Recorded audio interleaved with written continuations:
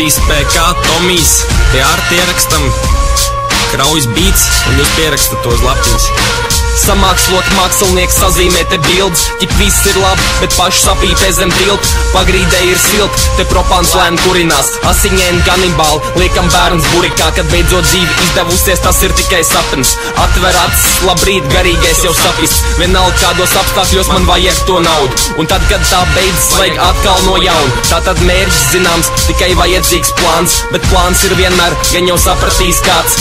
Viss lieko prom un tikai acis uz balvu, un kad ieripina ripiņas, ripos latu un galvas, jā.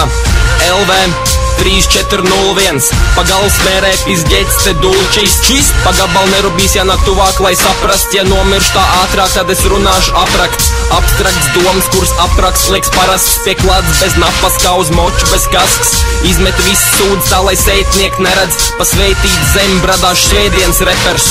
Tagad jautāju, vai jāsāk ievilkt dūmplošā, vai sakapāt ienaidnieks un vērot, kā tie sūdi raustās grūti plaukstās ik vienvār uzmetējiem atriebību. Citu acīs būs labāks upurējot patiesību, aizturēt elpu un kāp pār kritušajiem.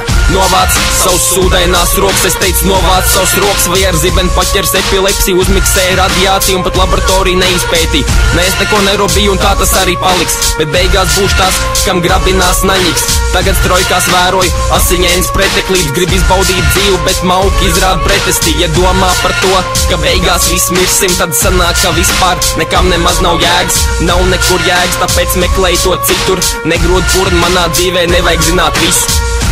Jā, atā.